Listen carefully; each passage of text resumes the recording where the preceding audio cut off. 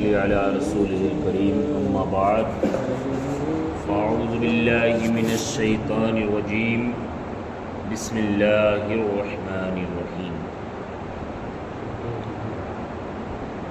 اولئک کتب فی قلوبہم الایمان آمنت باللہ صدق اللہ العظیم وبلغنا رسولہ الامین ومختار الکریم ونحن علی ذلک لمن الشاہدین والشاکرین والحمد للہ رب العالمین۔ سب سے پہلے بارگاہ رسالت مآب صلی اللہ تعالی علیہ وسلم میں عقیدت و محبت کے ساتھ باوز بلند درود پاک کے ڈالیاں نچاور کریں۔ سیدنا محمد مبارک وسلم صلاۃ و سلام علیک یا حبیبی یا رسول اللہ صلی اللہ تعالی علیہ وسلم۔ ایک مرتبہ اور نبی اور آل نبی کی بات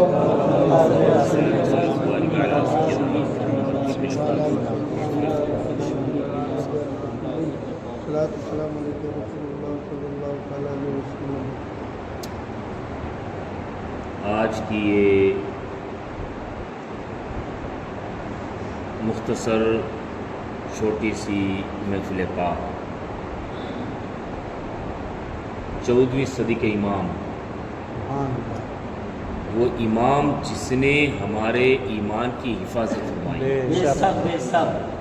اور یوں کہوں تو بھی غلط نہیں ہے کہ جس نے ہمیں عشق رسول کرنے کا سلیقہ بتایا، وہ امام عشق و محبت سیدی سرکار اعلیٰ حضرت عظیم البرکت مجدد دین و ملت الشاہ امام احمد رضا خان فاضل بریلوی رحمۃ اللہ علیہ کی بارگاہ میں خراج عقیدت پیش کرنے کی غرض سے اعلیٰ حضرت کی ذات صرف وہ کوئی عالم دین نہیں ہے، صرف وہ کوئی مفتی دین نہیں ہے، بلکہ اپنے مختصر سے الفاظ میں یہ کہوں کہ اعلیٰ حضرت کی وہ ذات ہے کہ جس میں اللہ نے سب کچھ رکھ دیا۔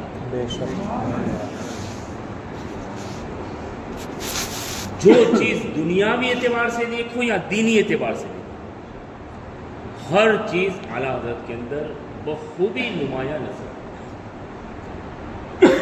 اب وہ چونکہ اعلیٰ حضرت کو ہم ولی کی فہرست میں شمار کرتے ہیں، بلا شبہ وہ اللہ کے ولی ہیں، اس میں کوئی شک نہیں، لیکن اہم جو چیز ہے وہ یہ ہے کہ وہ 14ویں صدی کے مجدد ہیں۔ اب یہاں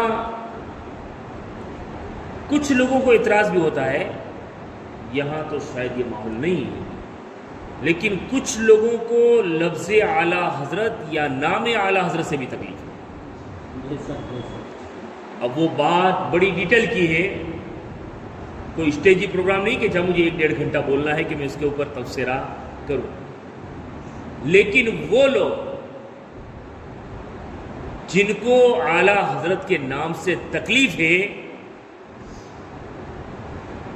ان لوگوں کا بھی اگر بایو ڈیٹا چیک کریں تو آج ان کو بھی اگر عزت حاصل ہے تو یہ میرے امام کا صدقہ ہے،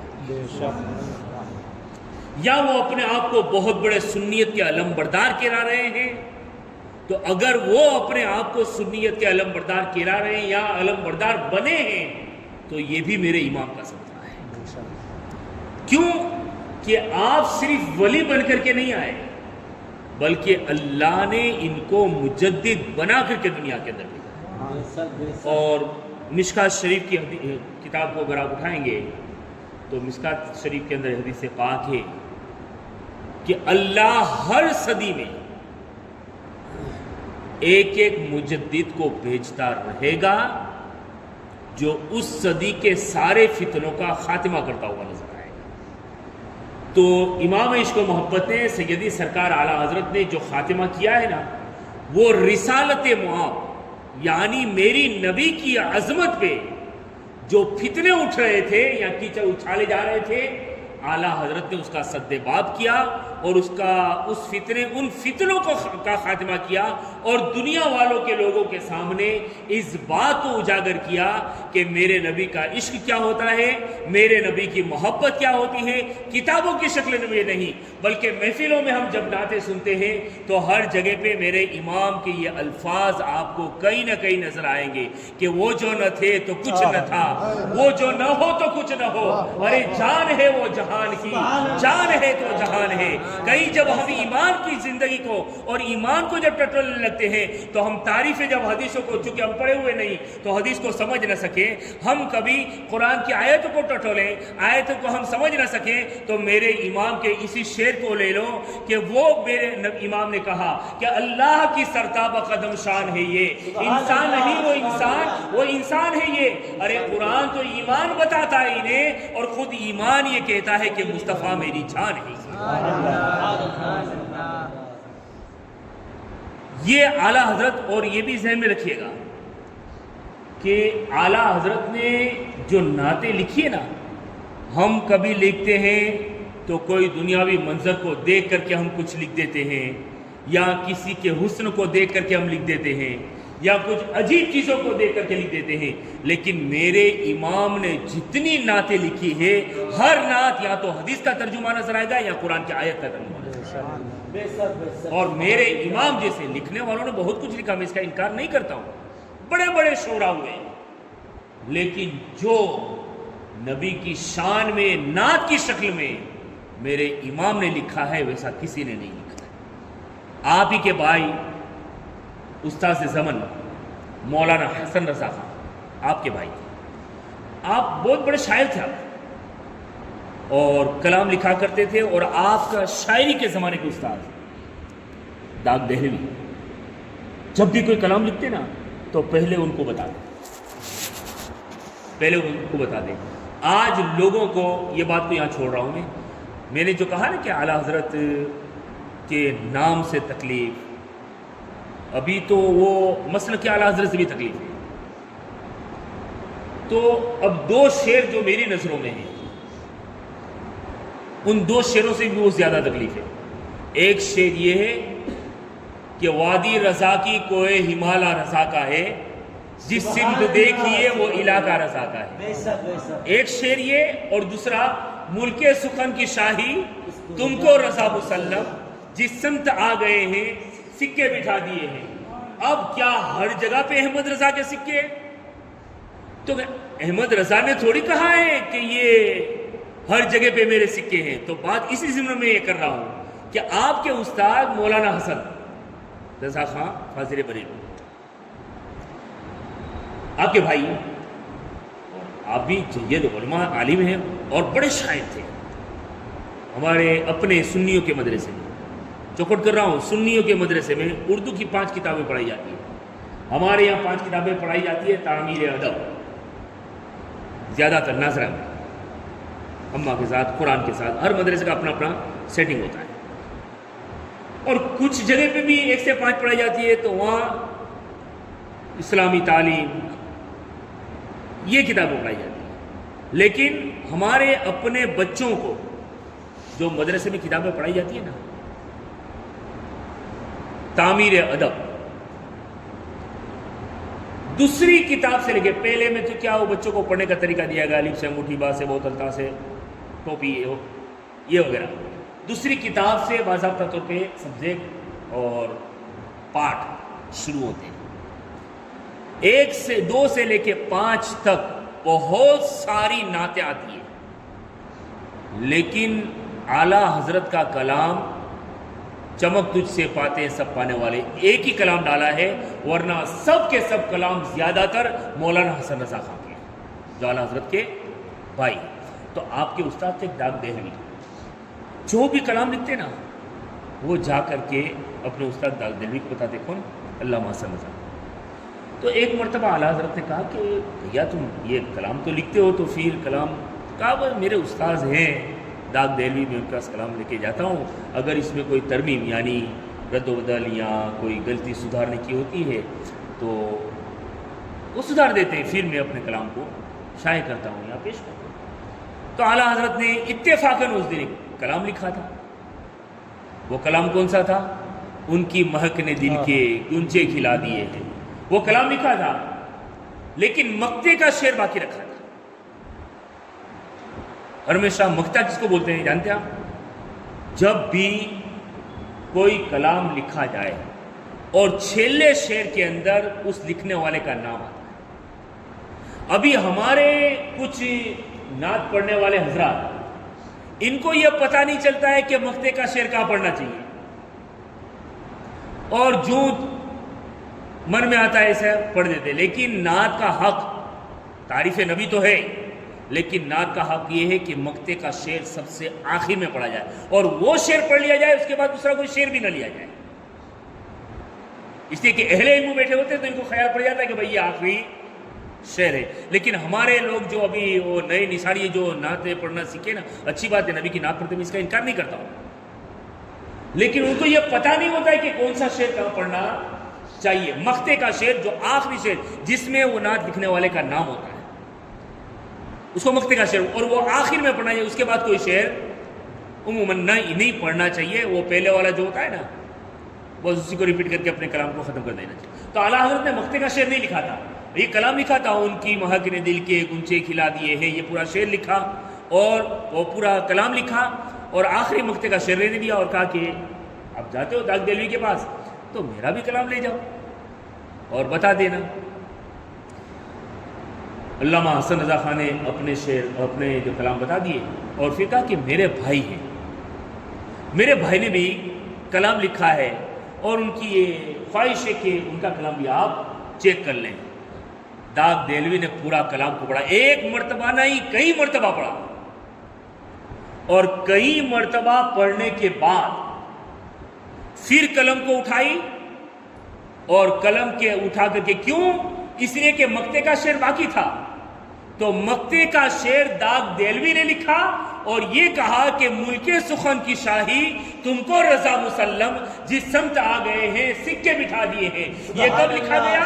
اس وقت 100 سال پہلے. لکھنے والے کوئی عام انسان نہیں تھا، بڑا علم سے بھرا ہوا آدمی تھا. اب کچھ دیکھا ہوگا تب تو کہا ہوگا کہ احمد رضا کی یہ شان ہے کہ جس سمت، مطلب جس وہ ملک سخن کی شاہی تم کو رضا مسلم، جس سمت آ گئے ہیں سکے بٹھا دیے ہیں. کہنے کا مطلب یہ تھا کہ شعر و شاعری کی دنیا میں اگر دیکھیں تو سب سے زیادہ سکے شعر و شاعری کی دنیا کے اندر امام احمد رضا کے نظر آئے. تو اب کسی نے لکھا، احمد رضا نے خود نے تھوڑی لکھا ہے، تو پھر کیا جلن ہونا یہ ویوہارک ہے؟ بالکل بیکار ہے. لیکن اتنا یاد رکھیں، جب عشق نبی میں کوئی اپنے آپ کو گم کر دیتا ہے نا، پھر دنیا کتنی بھی مخالفت کرے، اللہ رب العزت ہمیشہ ان کے نام کو جگمگتا اور چمکتا ہوا رکھا کرتا ہے. تو اعلیٰ حضرت کی یہ شان ہے. دنیا سے گئے 107 سال ہوئے، غالباً 107واں عرس ہے آپ کا، لیکن آج بھی دنیا میں نام چمک رہا ہے اور قیامت تک چمکتا رہے گا. اس لیے کہ انہوں نے اپنی پوری زندگی صرف ناموس رسول کے اوپر وقف کر دی تھی، اور 1300 کتابیں آپ نے 65 سال یا 68 سال اسلامی تاریخ اور انگریزی تاریخ کے اعتبار سے سال میں آگے پیچھے ہوتا ہے 2-3 سال میں، کیونکہ ہمارے جو سال ہوتے ہیں ہجری کے وہ 29 یا 30 سے ہوتے ہیں زیادہ تر مہینے، اور وہاں 31 سے بھی ہوتے ہیں.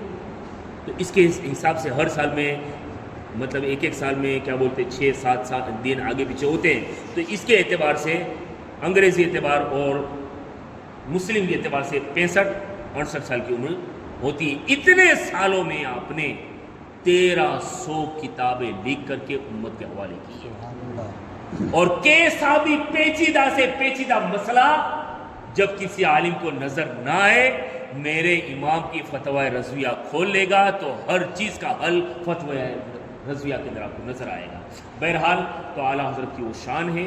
مختصر یہ کہ آپ نے اپنی پوری زندگی سرکار کی سیرت کے ڈھانچے میں سما دی تھی. جو سرکار کی زندگی کے پہلو تھے نا، ان سارے پہلوؤں کو اپنایا. تو کیوں نہیں اپنائیں گے؟ آخری بات کہ آپ کے والد بزرگوار سرکار اعلیٰ حضرت 10 شوال کو، یہ 25 صفر ہے، وہ آپ کی وصال کی تاریخ ہے. پیدائش تاریخ 10 شوال ہے. 1856 میں آپ دنیا کے اندر جلوہ گر ہوئے، اور اسلامی کے اعتبار سے 10 شوال سن ہجری 1272 میں دنیا کے اندر آئے. اور مجدد کے لیے ضروری بھی ہے، مجدد کی لائف ایسی ہوگی کہ جو صدی ختم ہو رہی ہے نا اس کے کچھ سال اس کی زندگی میں، اور جو صدی شروع ہو رہی ہے اس کے کچھ سال اس کی زندگی، دونوں صدیوں کے بیچ میں مجدد آیا کرتا ہے. اور اعلیٰ حضرت کب آئے؟ 1272 میں، اور 1325-30 کے درمیان آپ 1340-45 کے درمیان آپ کی وفات ہوئی. مطلب کہ 65 سال کم و بیش آپ کی زندگی رہی ہے. لیکن وہ اعلیٰ حضرت دنیا کے اندر جلوہ گر ہوئے. آنے سے پہلے آپ کے والد بزرگوار علامہ نقی علی خان، آپ کے ابا، سرکار اعلیٰ حضرت کے پیدا ہونے سے پہلے خواب دیکھا، اور خواب دیکھا وہ کسی کو نہیں بتایا، بس سپنا دیکھ کر کے، خواب دیکھ کر کے خوش، ہمیشہ خوش رہتے. لیکن یہ خواب دیکھنے کے بعد آپ اپنے ابا یعنی علامہ رضا علی خان اعلیٰ حضرت کے دادا کے پاس گئے. کون؟ اعلیٰ حضرت کے ابا. اور کہا کہ وہ بھی بڑے ولی تھے، عالم دین تھے. کہا کہ میں نے یہ خواب دیکھا. آپ نے فرمایا کہ تیرا اگر یہ خواب سچا ہے تو تیری پشت سے ایک بیٹا ہوگا اور دنیا کا سب سے بڑا عالم دین ہوگا، اور اس کے شہرے اور اس کے چرچے مشرق سے لے کر کے مغرب تک ہوں گے. جس باپ کو ایسی بشارت ہوئی بیٹے کے پیدا ہونے سے پہلے، بہرحال سرکار اعلیٰ حضرت دنیا کے اندر جلوہ گر ہوئے. 4.5 سال کی عمر میں آپ نے قرآن پاک کو مکمل ناظرہ ختم فرمایا. ہمارے 4.5 برس کے بیٹے ہیں نا، بچے ہمارے، برا مت لگائیے گا، سب کی بات کر رہا ہوں، چاہے میرے بھی. 4 برس کے ہمارے بچے کو یہ بھی خبر نہیں ہوتی ہے کہ کہاں پیشاب کرنی چاہیے، کہاں نہیں کرنی چاہیے. کیا عمر ہوتی ہے؟ 4-4.5 سال کی. آج اسکولوں میں اور مدرسوں میں داخلے بھی نہیں ہوتے. لیکن وہ میرے امام کی کرامت کہوں تو غلط نہیں ہے کہ وہ امام نے 4.5 سال سے پہلے تو قرآن پاک مکمل آپ نے ناظرہ ختم فرما لیا تھا. اور ایسی شان کہ 14 سال کی عمر میں ذمہ دار مفتی بن کر کے آپ نے فتویٰ دے دیا تھا. ہاں 14 برس کا چھوکرا اگر کوئی مسئلہ بتاوے نا تو بھی کوئی نہیں مانے گا. لیکن وہ مجدد ہوتا ہے. اللہ اس کے سر کے اوپر کرامتوں کا تاج رکھ کر کے دنیا کے اندر بھیجا کرتا ہے. پھر آپ نے وہ ناموں سے رسالت کے اوپر جو حملے ہوئے تھے، اور میں آپ سے کہتا ہوں سنیوں، کوشش کرو ایسے بزرگوں کی جن کے احسان کے تلے ہم سر سے پیر تک دبے ہوئے ہیں. بڑا افسوس، میں نے گزشتہ محفل میں بھی کہا تھا، مجھے تو دیلواڑہ کی زمین پہ بڑا 6 مہینے میں بڑا افسوس ہوا کہ گنے چنے سنی بھی اتنے نہیں ہیں، گنے چنے سنی بھی نہیں ہیں کہ لاکھوں کی نیازیں کھلانے والوں کے مقابلے میں کم سے کم 2000 روپیہ خرچ کر کے کہیں بڑی محفل رکھ دیں. جانتے ہیں ابھی بارو شریف آ رہی ہے نا، 25 تاریخ ہو گئی، 5 دن کے بعد بارو شریف کا چاند. جانتے ہیں آپ بارو شریف میں جو جھنڈے لے کے نکلتے ہو نا، وہ بھی میرے امام کا صدقہ ہے. ورنہ بہت کوششیں کی گئی تھی کہ بارو شریف کو مٹا دیا جائے، اس کے جلوس کو مٹا دیے جائے، بارو شریف کے چرچے بند کر دیے جائے، بڑی کوششیں کی تھی. لیکن آج بھی بارو شریف کے جو جلوس نکل رہے ہیں، ہم جھنڈے ہاتھ میں لے کر کے گھوم رہے ہیں، اپنے گھروں پہ جو لائٹنگیں لگا رہے ہیں، اپنے گھروں پہ جو پرچم لگا رہے ہیں، یہ سب کے سب اعلیٰ حضرت کا صدقہ ہے. اس لیے کہ لوگوں کو یہ بتایا کہ نبی کی میلاد منانا یہ شرک و بدعت نہیں ہے، بلکہ اللہ اور اس کے رسول کی خوشنودی کا سبب ہے. یہ امام نے بتایا ہے. تو آج ہم ثابت قدم ہیں. اتنا بڑا امام جس نے ہمارے ایمان کی حفاظت فرمائی، اس امام کے نام کے اوپر پورے گاؤں میں کوئی ایسا نہیں ہے کہ اس امام کے نام کی ایک محفل کو سجائے. امام حسین کے نام کے بہت نعرے لگا لیے، یہ سماج کی طرف سے یا پنچ کی طرف سے، الگ الگ سماجوں کی طرف سے جو کچھ بھی یہاں سسٹم ہے، وہ 10 پروگرام ہوتے ہیں. وہی لاکھوں کی نیازیں کھلانے والوں کو کسی کو یہ مطلب کہ آج سامنے نہیں آئی، یہ محسوس نہیں ہوا کہ ہم نے لاکھوں کی نیازیں تو کھلا دی لیکن کم سے کم 2000 روپیہ دے کر کے کہیں قرآن خوانی کی محفل کریں یا باہر کے مولوی نہیں اپنے علماء کو بٹھا کر کے امام حسین کے نام کی محفل کہیں سجا دیں. یہ بڑے محسن لوگ ہیں. یہ آج میناروں سے جو صدائیں گونج رہی ہیں نعت اذانوں کی, یہ میرے حسین کا صدقہ ہے. آج مسجدیں جو آباد ہیں یہ امام حسین کا صدقہ ہے. اور ان اذانوں کے ساتھ جو درود پاک کے ورد گنگنائے جا رہے ہیں یہ میرے امام کا صدقہ ہے. اور ہماری مسجدوں کے اندر جمعہ کے بعد جو سلام پیش کیے جا رہے ہیں, جماعت کے بعد جو سلام پیش کیے جا رہے ہیں, یہ میرے امام کا صدقہ ہے. یہ بڑے محسن لوگ ہیں. ابھی بہت سارے دن آئیں گے, میں دیکھتا رہوں گا. میں نے 6 مہینے میں تو قیاس کر لیا کہ یہاں صرف کھانے اور کھلانے ہی کو دیکھا جاتا ہے. اس کے علاوہ شاید جملے کڑک لگیں گے وہ بھائی, لیکن حقیقت ہے وہ سامنے ہی آپ کے. اگر دیگے چلاتے دال چاول کرتے ہوئے تو شاید خرچہ کم ہوتا ہوگا. اگر پاڑے کی اخنی کی اگر مٹن کی دیگے چڑھتی ہے تو میرے خیال سے پورے گاؤں کو کھلاتے ہوئے ہزاروں میں نہیں ہوتا ہوگا, لاکھ پلس ہی ہوتا ہوگا. تو لاکھوں روپیہ خرچ کرنے والوں کو کیا یہ توفیق نہیں ہوتی ہے کہ جس کے نام کی نیاز کھلائی ہے کم سے کم شام کو اس کے نام کی محفل بھی تو سجا دیں؟ اس میں رس نہیں ہے کسی کو, اس میں دلچسپی نہیں ہے. عجیب حال ہے. کیا یہی سنیت ہے ہماری؟ اور کیا امام نے اسی لیے سنیت کی حفاظت کر کے ہم تک پہنچایا ہے؟ کوشش کریں اپنے ضمیر کو کبھی جوڑنے کی کوشش کریں گے, ورنہ ان محسنوں کے احسان اگر ہم کو واقعی رہے نا, اگر مکمل احسان کا بدلہ تو ادا نہیں کر سکتے لیکن ان کا شکریہ ادا کرنے کے لیے ہم نے خراج پیش نہ کیا نا, قیامت کے لیے وہ ہم سے سوال کریں گے, وہ ہم سے پوچھیں گے. تو یہ آج کا دن سیدی سرکار, آنے والا دن, آج کی رات سیدی سرکار اعلیٰ حضرت کی عرس کی رات ہے, آپ کی وصال کی رات ہے. بس اسی سے اندازہ لگا لیجئے کہ اپنے وقت کا اتنا بڑا سید اللہ کا ولی جمعہ کے روز وضو کر رہا ہے, 25 صفر جمعہ کے روز وضو کر رہا ہے, اور وضو کرتے کرتے آنکھوں سے آنسو جاری ہے, آنسو جا رہے ہیں. کسی پوچھنے والے نے پوچھا کہ حضور وضو کرتے کرتے رونے کی وجہ, تو آپ نے فرمایا میں اپنی آنکھوں سے دیکھ رہا ہوں کہ فرشتے قطب الارشاد کا جنازہ آسمان پہ لے کر کے جاتے ہوئے نظر آ رہے ہیں. اور وہ کون تھا؟ قطب الارشاد کس کو کہا گیا؟ اعلیٰ حضرت کو کہا گیا. اور یہ کس نے کہا تھا؟ کچھوچا کی خانقاہ کے بڑے عظیم ذمہ دار, جن کو زمانہ حضرت سید علی حسن اعلیٰ حضرت اشرف انڈیا کے نام سے یاد کرتا ہے. انہوں نے وضو کرتے کرتے کہا کہ میں اپنی آنکھوں سے دیکھ رہا ہوں کہ قطب الارشاد کا جنازہ فرشتے اپنے کندھے پہ لے کر کے آسمانی دنیا پہ جاتے ہوئے نظر آ رہے ہیں. تحقیق کی گئی تو پتہ چلا 25 صفر کو جمعہ کی نماز کے بعد کا جو وقت تھا, اس وقت میں کسی اور کا انتقال نہیں ہوا تھا, تاجدار بریلی سیدی سرکار اعلیٰ حضرت کا وصال ہوا تھا. اور یہ اعلیٰ حضرت کے جنازہ فرشتوں کے کندھوں پہ جاتے ہوئے اللہ کا ولی دیکھتا ہوا نظر. یہ اعلیٰ حضرت کی شان ہے. ہم نے سمجھا کیا اعلیٰ حضرت کو؟ لوگ آ کر کے ابھی 2-3 پلٹ کے تو مجھے بھٹکا گئے, لیکن اللہ کا شکر ہے سلیمان شاہ کا کرم ہے اپنے اوپر تو, اور بہت سارے ولیوں کا کرم ہے کہ اگر نقلی نہیں تو عقلی دلیل بھی اپنے ذہن میں فوراً آ جاتی ہے اور جواب اپنے تھوپ ہی دیتے ہیں. 2 لوگوں نے مجھے میرے سامنے لوگوں نے کہا کہ اعلیٰ حضرت کہنا ضروری ہے.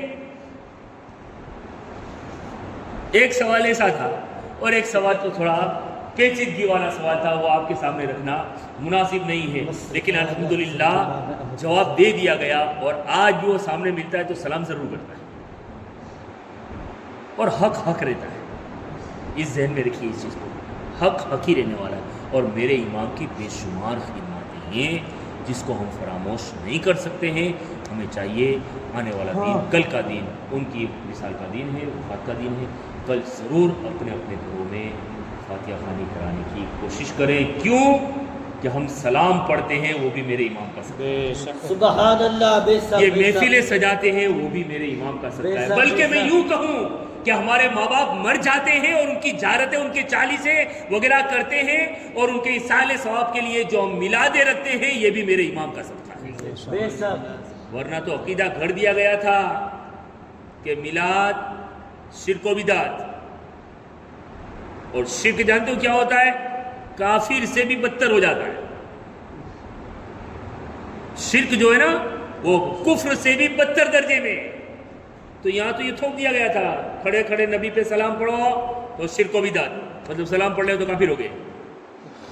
یہ ان ساری چیزوں کا جواب اگر دیا ہے اور پھر تنہا نہیں دیا ہو، یہ بھی ذہن میں رکھیے گا. یہ سارے عقیدوں کو لے کر کے میرا امام پہنچا حرمین طیبین، اور مکہ اور مدینہ کے مفتیوں کی فتوے لکھنے کے بعد مکہ اور مدینہ کے مفتیوں کی دستخط کروائی، پہلے پڑھنے کے لیے دیا کیا یہ صحیح ہے. انہوں نے یہ کہا، تصدیق کی کہ احمد رضا نے جو کچھ بھی جواب لکھے فتوے لکھے ہیں وہ قرآن و حدیث کی روشنی میں ہے، ہم اس کی تصدیق کرتے ہیں. ان فتووں کو نہ مانے اور ان عقیدوں کا بائیکاٹ نہ کرے وہ مومن نہیں ہو سکتا ہے. اس لیے اعلیٰ حضرت کی جب بھی کتاب اٹھائیں گے، وہ الدولۃ المکیہ اٹھائیں گے یا حسام الحرمین اٹھائیں گے، تو آپ کو یہی ملے گا، من شک فی کفرہ فقط کفر. اس کتاب کے اندر جو کفری عقیدے لکھے گئے ہیں اس میں اگر کوئی شک کرے تو وہ بھی کافر ہو جائے گا. اتنی ہماری ایمان کی حفاظت سرکار اعلیٰ حضرت نے فرمائی. مختصر یہ وقت ہو گیا، آنے والے کل میں اپنے ضرور فاتحہ کرنے کی کوشش کریں. اللہ رب العزت ہمیں سرکار اعلیٰ حضرت کے فیضان سے مالا مال فرمائے. وآخر دعوانا الحمدللہ رب العالمین. صلاۃ والسلام.